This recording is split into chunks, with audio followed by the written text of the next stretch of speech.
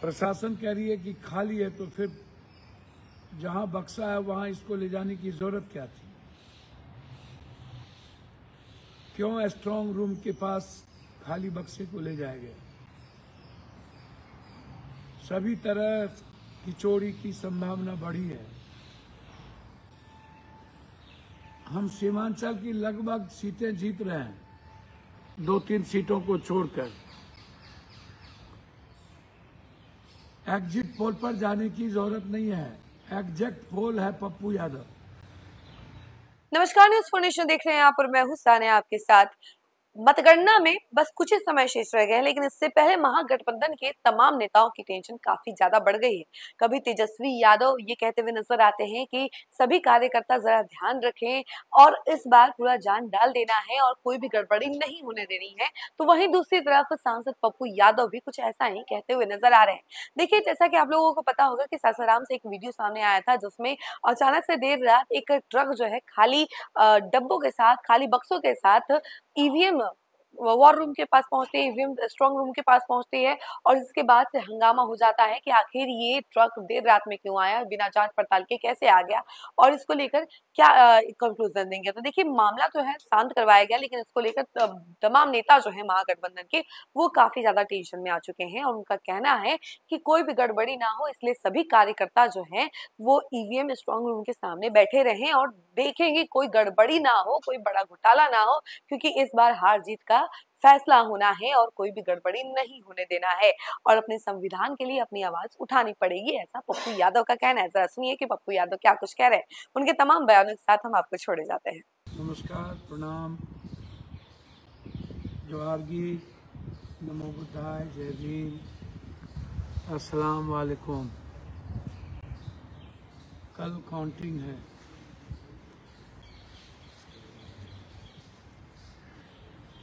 आज की रात भारी है। मैं आप सबसे आग्रह करना चाहता हूँ, मैं कल ही कह चुका हूँ सुबह में कि 8 और 18 तक मिनिमम महागठबंधन की सीटें हैं, मैक्सिमम 23, 24, 25 हो सकते हैं। बेईमानी यदि ना हो तो महागठबंधन की सरकार बनना तय है। 2000, 4000, 1500, 3000 तक ये बदमाशी करेंगे। आप जो उम्मीदवार हैं बाहर में अपने अपने फॉलोअर्स को मजबूती से रखेंगे। करो मरो का ये चुनाव है, मरता क्या नहीं करता। अंजाम जितना भारी हो परवाह मत कीजिएगा। जी के क्या करना है जब हम अपने अधिकार की हिफाजत नहीं कर पाएंगे? कब तक इन दरिंदों के हाथ पीसते रहेंगे?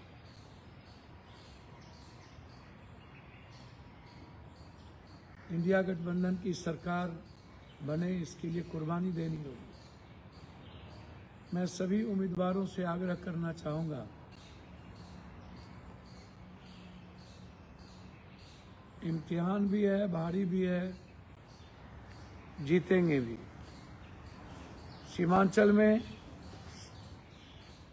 सबसे ज्यादा मत पड़े हैं, हमारी सीटें हमारी है।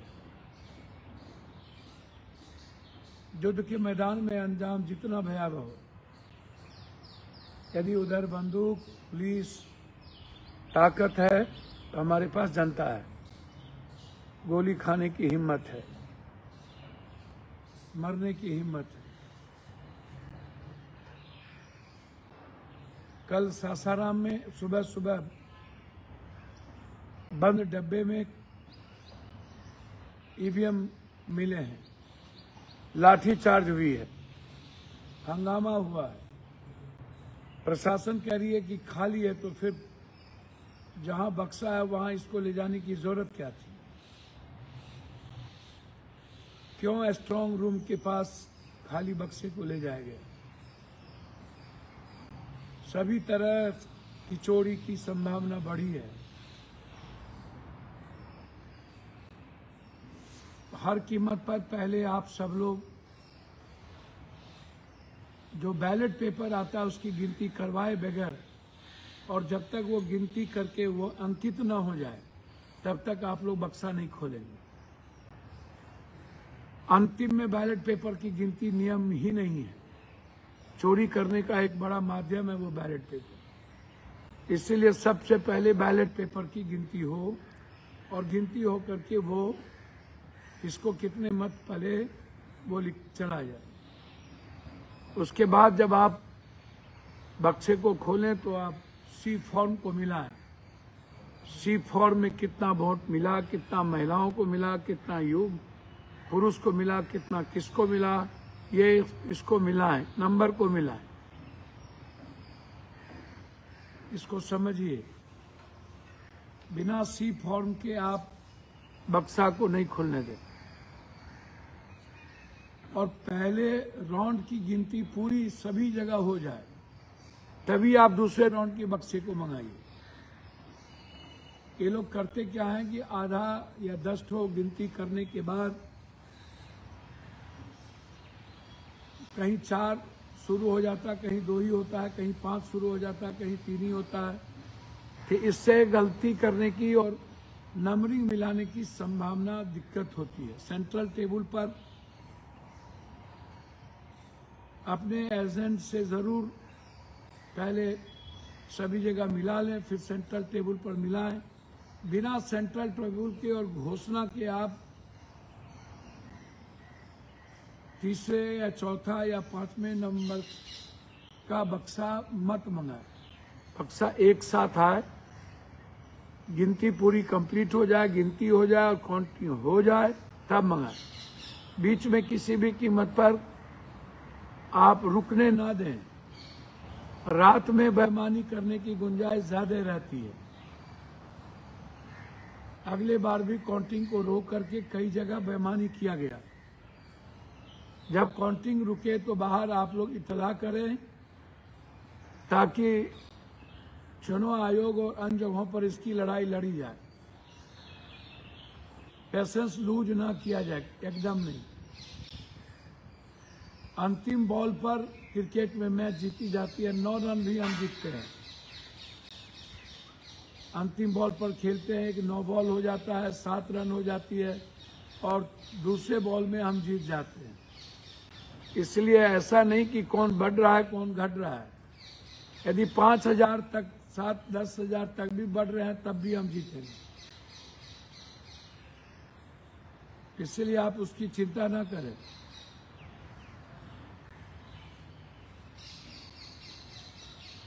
आप सील को जरूर मिलाएं। साथ साथ हर कीमत पर अपने किसी भी एजेंट को बाहर ना जाने दें। चाहे हम जीते हारे, अंतिम तक टिके रहें। और यदि किसी साथी का हो गया हो दूसरे विधानसभा में, तो वो अपने दूसरे विधानसभा के लिए साथियों के लिए गठबंधन के लिए रुके रहें। आप साथ ना छोड़ें।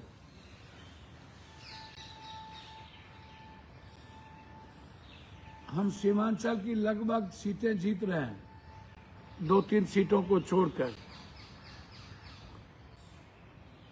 एग्जिट पोल पर जाने की जरूरत नहीं है, एग्जैक्ट पोल है पप्पू यादव। मैंने पहले भी कहा था कि अगली बार मात्र हम सब लोग 6 सीट जीते थे। 24 में इस बार हर कीमत पर 20 से कम सीट हम नहीं जीतेंगे। मिनिमम 16, मैक्सिमम 20-21 सीट हम जीतने की संभावना मेरी बड़ी है। हमें एज है, जनता ने हमें वोट दिया है। सुपौल की भी स्थिति यही है कमोबेश, और मधुबनी की भी स्थिति यही है। हम सरकार बनाएंगे यदि बेईमानी चोरी ना करे। हम नीतीश जी से जरूर कहें कि अपने घर वापसी आइए, हम आपका स्वागत करेंगे। आपको ये लोग कभी भी दिल से एक्सेप्ट नहीं करता है, ये इंतजार में रहता है कि कब मैं आपका सफाया करूं। हमारे भाई, हमारे बेटे निशांत को आप एक मौका दें ताकि वो मंत्रिमंडल का हिस्सा हो। वो अच्छा काम करेगा, अच्छा प्रगति करेगा, आगे भी बढ़ेगा। और बीजेपी कभी नहीं चाहेगी कि निशांत जदयू पार्टी के साथ आगे बढ़े। आपकी पार्टी को बीजेपी हमेशा या तो विलय करा लेना चाहेगी या तो खत्म करना चाहेगी। इसीलिए यही वक्त है हम सबको मिल करके बीजेपी को समाप्त करने की। अंतिम में मैं आपसे कहना चाहूंगा कि हर कीमत पर आज से रात तक आप लोग किसी भी कीमत पर स्ट्रांग रूम को नहीं छोड़िएगा।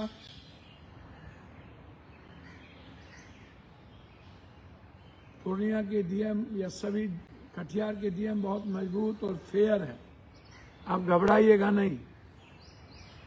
मधेपुरा के डीएम भी फेयर है। बस मेरी खतरा बनी हुई है एक दो जिले हमारे इलाके में।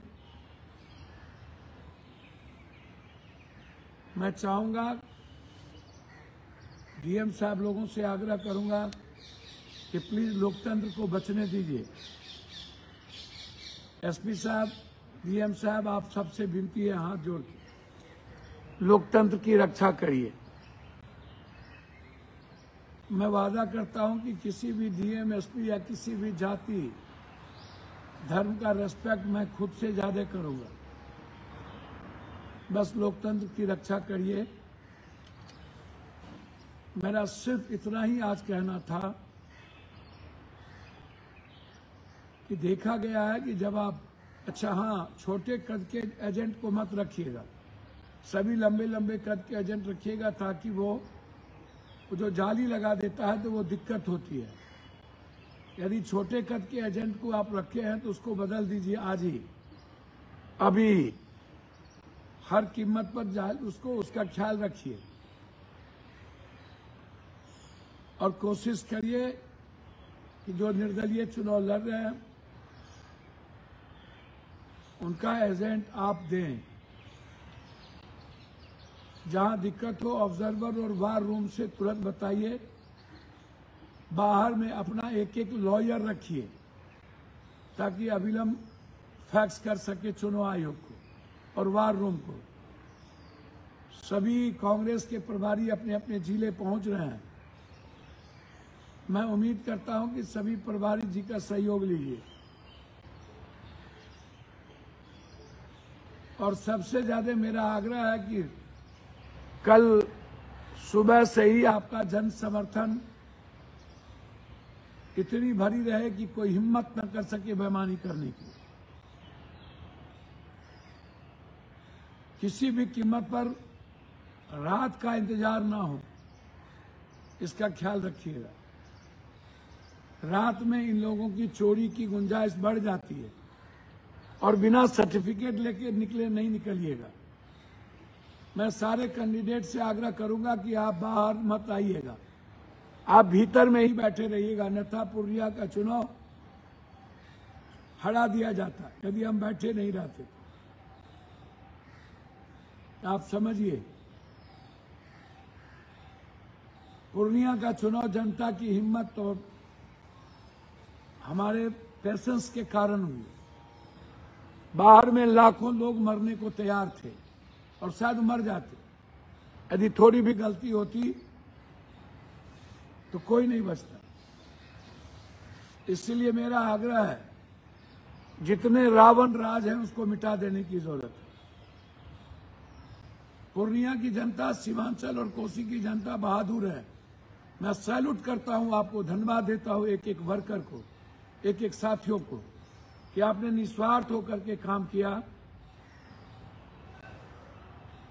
मैं दिल से अपने साथी, अपने वर्कर, महागठबंधन के सभी नेता का आभार प्रकट करता हूं और साफ तौर पर जनता, गरीब का, अन्य जातियों का, माइनॉरिटीज का, विशेष तौर पर पान, ततमा, शर्मा, गोरी, निषाद, मलाह और राम जाति का मैं विशेष धन्यवाद देता हूं। और यूथ को, सभी जात के यूथ को जो बदलाव की ओर है, कोई जात नहीं थी यूथ में, मैं उसको धन्यवाद देता हूं। इस लोकतंत्र के महापर्व में आपने महागठबंधन पर और अपने बेटे पप्पू पर विश्वास किया, भरोसा जताया। मुझे नहीं पता कि इतने काम करने के बावजूद भी पूर्णिया की महिलाएं प्रॉपर क्या चाहती और क्या करूं कि वो खुश रहे, कितना करूं, कब तक जात पात के चंगुल में रहिएगा, जबकि मेरी कल्पना भी जात पात की नहीं है। मेरे लिए अब लगता है एक ही रास्ता है कि आप यदि इसी तरह जात पात करते रहेंगे तो राजनीति हमारी कोई पेशा नहीं है, छोड़ने पर मजबूर होऊंगा। आपको बधाई इस तरह की राजनीति। पुनः मैं आपसे आग्रह करूंगा, अभी से कमर कस लीजिए, यही वक्त है आजादी की। प्लीज बचा लीजिए अपने भविष्य को, ये मेरा आग्रह है। हम जीतेंगे, हमें कोई नहीं हरा सकता। हमारी सरकार बनेगी यदि आप लड़ने को तैयार होंगे। आप यदि लड़ने को तैयार नहीं होंगे, मरने का जज्बा नहीं दिखाएंगे, तो हमारी सरकार मुंह में आई हुई, जमीन पर आई हुई हमारी सरकार को छीन लेगा। कल ही मैंने सुबह लाइव सिटीज आप देख लें और भी चैनल, मैंने क्या कहा था वही शाम में गुप्ता जी ने, एक्सेस चैनल वाले ने क्या कहा है, जो पप्पू यादव जो सीट कहा है वही उन्होंने कही है। इसीलिए जो बड़े बड़े चैनल 59, 40, 50 दे रहे हैं, ये सब बकवास है, इस पर आप ना जाएं। कभी भी एग्जिट पोल सही नहीं हुआ। अगले बार तो महागठबंधन की सरकार बना रही और 9 सीटों से हमें हरा दिया गया। इसीलिए आप सी फॉर्म को बगैर मिलाए कुछ नहीं करेंगे। बैलेट पेपर की गिनती पहले करेंगे, बक्सा की पूरी गिनती हो जाए, मिल जाए, घोषणा हो जाए, तब आप बक्से को लाएंगे और रुकने नहीं देंगे, रात नहीं होने देंगे। बाहर हर व्यक्ति खड़ा रहे, कोई भी एजेंट बाहर न जाए, और गठबंधन के साथी जो जीत चुके होंगे वो बाहर खड़े रहेंगे और अपने साथियों की हिम्मत दिखाएंगे। बहुत बहुत धन्यवाद, नमस्कार, प्रणाम।